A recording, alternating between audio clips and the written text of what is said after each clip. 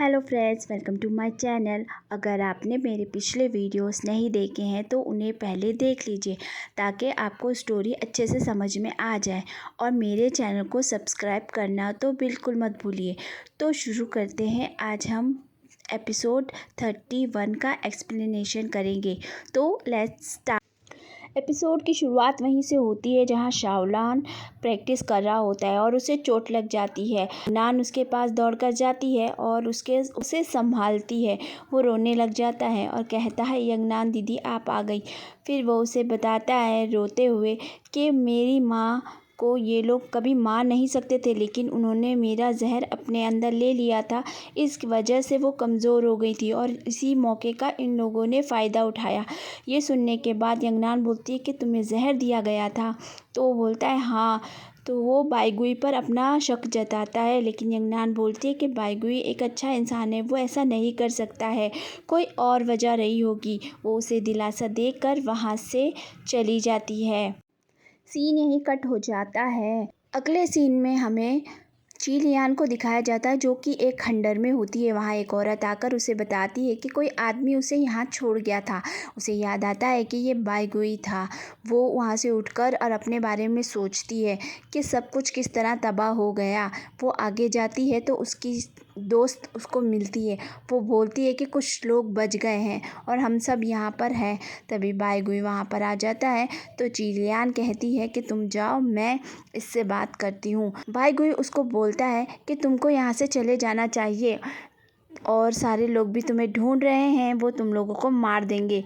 तो चीलियान बोलती है कि नहीं, मुझे अपने साथ ले चलो, मैं तुम्हारे मास्टर की काम आऊँगी, मुझे लेके तो चलो, मैं उनसे बात कर लूँगी। वो अपनी दोस्त को वहाँ से भेज देती है और मास्टर के पास जाती है। मास्टर बोलते हैं कि तुम्हारी हिम्मत कैसे हुई यहाँ आने की। वो बोलती है कि मास्टर, अब मेरा शहर तो रहा नहीं, मेरी मास्टर भी मर गई, अब मैं कहाँ जाऊँ, मुझे आप रख लीजिए, मैं आपकी मदद करूँगी और जो आप इस तरह खुलेआम नहीं कर सकते वो सब काम मैं चुपचाप कर दूँगी। मेरी साथ में बहुत सी लड़कियाँ और भी है जो बहुत अच्छी योद्धा है। मास्टर को ये बात बहुत पसंद आती है और वो उसको रख लेते हैं। सीन यहीं कट हो जाता है। अगले सीन में दिखाया जाता है कि इंची और यंगनान जो होते हैं वो सियोन गांव पहुंच गए होते हैं। वहां पर पूरा खाली लग रहा होता है, कोई होता नहीं, लेकिन एक आदमी सफ़ेद कपड़े पहना हुआ वहाँ आता है और उन्हें ले जाता है मुखिया के पास। मुखिया उन लोगों को बिठाता है और पूछता है आप दोनों कौन। वो बोलते हैं कि हम यहाँ से हमने इस गांव के बारे में बहुत ज़्यादा सुना है कि यहाँ बहुत अच्छी दवाई मिलती है, मेरी बहन की तबीयत बहुत ख़राब रहती है तो इसीलिए हम यहाँ आए हैं। मास्टर उसे देखकर बोलता है कि मुझे नहीं लगता ये बीमार है, ये तो ठीक लग रही है। तभी वहाँ पर एक आदमी आता है जो नकाबपोश होता है, उन लोगों को पानी देता है। उसे देखने के बाद इंची पूछता है कि ये कौन है। तो वो बोलते हैं कि ये यहाँ पर काम करते हैं, लेकिन ये अपना चेहरा किसी को नहीं दिखाते, तो इसकी फ़िक्र मत करो, तुम दोनों एक कमरे में ही रह जाना क्योंकि हमारे यहाँ कमरों की कमी है। तो वो दोनों मान जाते हैं। उसके बाद में दोनों कमरे के अंदर जाते हैं तो इंची बोलता है कि तुम पलंग पे सो जाना, मैं ज़मीन पे सो जाऊँगा। तो वो सोचता है कि यंगनान उसे ऐसा करने से रोकेगी, लेकिन यंगनान उसे तकिया और रज़ाई दे देती है और कहती है ठीक है, ऐसा ही करेंगे। उसके बाद दोनों प्लानिंग बनाने लगते हैं। वो लोग ये बात सोचते हैं कि यहाँ जब हम आए थे तो खून के धब्बे साफ नज़र आ रहे थे, इन लोगों ने ठीक से साफ नहीं किया था। और इसके बाद आगे की योजना बनाते हैं, पता लगाना है कि आखिर बात क्या है। तभी दोनों चुपचाप जाते हैं और झांकने लग जाते हैं, खिड़की में छेद बनाते हैं और वहाँ से देखते हैं तो उन लोगों को वहाँ पर कुछ लोग दिखाई देते हैं जो नकाबपोश होते हैं और वो एक प्याले में खून जमा करते हैं और इसमें कीड़ों को किचल कर डालते हैं और सारे लोग वो पी लेते हैं। ये देखकर दोनों को उल्टी जैसा होने लग जाता है। उनकी आवाज़ जो है सुन लेते हैं बाहर। सफ़ेद पोश कपड़ों वाला आदमी उन लोगों के कमरे के बाहर जाता है और उनको बोलता है कि आप लोग ठीक तो हैं। तो वो बोलते हैं हम सो रहे हैं, क्या बात है, तुम्हें कुछ ज़रूरत है क्या। तो वो बोलते हैं कि नहीं नहीं कुछ नहीं, आप लोग आराम कीजिए, सुबह मिलते हैं। अब इन लोगों के पास में जिन शियान होती है। जिन शियांग ने इन लोगों को वहाँ से बचा के कमरे में वापस लाया होता है। वो लोग पूछते हैं कि तुम ये सब क्यों कर रही हो, तुम यहाँ क्या कर रही हो। तो वो बताती है कि मैं बचपन से ही यहीं रहती थी, ये मेरा ही गांव है। वहाँ यहाँ के जो मास्टर हैं वो बहुत ही ज़्यादा ख़तरनाक है। वो बच्चों को पकड़ते हैं और उन पर एक्सपेरिमेंट करते हैं। जो सर्वाइव कर जाएं वो तो बच जाते हैं, लेकिन जो लोग नहीं कर सकते वो मर जाते हैं। मुझ पर भी कई तरह के जहर का इस्तेमाल किया गया है और मेरा बदन में खून जहरीला है। तो ये सब वो बताती है। तो वो बोलते हैं अब हमें क्या करना चाहिए। तो इंची बोलता है कि मैंने कहा था कि मेरी बहन की तबीयत ख़राब है। तो यंगनान बोलती है हाँ ठीक है, मुझे ही एक्टिंग करने दो क्योंकि तुमने मेरा नाम लिया था। तो जिन चियांग कहती है कि ये लो दवाई, एक गोली खाओगी तो तुम बीमार हो जाओगी और दूसरी गोली खाते ही तुम ठीक हो जाओगी, लेकिन टाइम से दवाई ले लेना। जब वो दवाई खा लेती है तो वो बेहोश हो जाती है। इंची उसको गोद में उठा के लेके जाता है।